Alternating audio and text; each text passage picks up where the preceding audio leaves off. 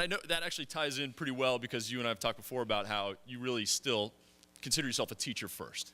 Yeah, I've always thought of myself as an educator, someone who works with players and teaches them not just the game of basketball, but the game of life, trying to prepare them for when their basketball days are over and still want to be highly successful. And we want our players to be both happy and successful long after their college basketball days are over at Miami. And that this year, give me a sense of what you're seeing on the court at practice. I'm seeing a lot of new faces, a lot of young guys with lots of energy and enthusiasm, all very, very tough competitors. They love to compete in practice. They push each other in the weight room. They'll push each other on the court. And every game we play, whether it's to 5, 11, 21, or a full scrimmage, they go at each other from start to finish. And I love that energy and enthusiasm. They are listening very well. They're learning. But because we have so much to learn, we've got to go slowly because everybody learns at a different rate. We need to be sure that we don't leave anybody behind because we only have 10 scholarship players available. We have 3 freshmen new to the program. We have a junior college player new to the program.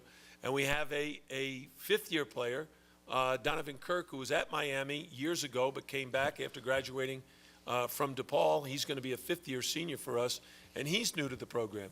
And then we have 5 veteran players and a couple of walk-ons. So we've got a lot of work to do in terms of implementing our style, and our players have a lot of work to do in learning that. And then once you've learned it, perfect it, because it's not just learning the offense, it's learning how to execute it under tremendous duress from an opponent. Question over here. Dick Cox with Cox Sports Broadcasting. First of all, Coach, congratulations on a great year last year. And my question is, you lost a lot of outstanding players. Who are you looking for this year to step up and try to fill the shoes of some of those guys you lost?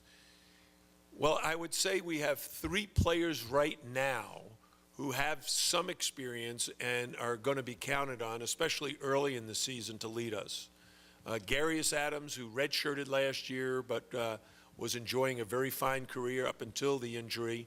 We're counting on him an awful lot. Ryan Brown, who's our leading returning scorer from last season, who had a great NCAA tournament, especially our game against Illinois, where he led us in scoring. And then Tanya Jakiri, who came in off the bench last year, will now move into the starting lineup as our starting center. Last year he weighed about 215 pounds. Now he's 241. He's much stronger, a much improved player, and we're counting on those 3 guys to handle their positions, and then we're trying to find the complementary players to them so that we can be competitive in the ACC. We have one over here. Dan Torra, ACC Media. Jim, you talked about all the success you had last season with bringing in Pittsburgh, Notre Dame, and Syracuse. How much more difficult does it make repeating something like that? Well, I think for all the teams in the ACC, ourselves included, obviously, the challenge to win the ACC regular season and tournament championship is far more difficult because those 3 teams, they've competed in the Big East and have competed for championships every year. Syracuse, they went to the Final Four last year.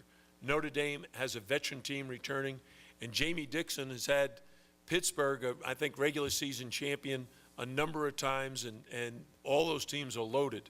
When you add those rosters to the ACC perennial champions in Duke, Carolina, you've got Florida State, Virginia, Maryland, all of whom have veteran squads returning. You know, our job's gotten very, very difficult.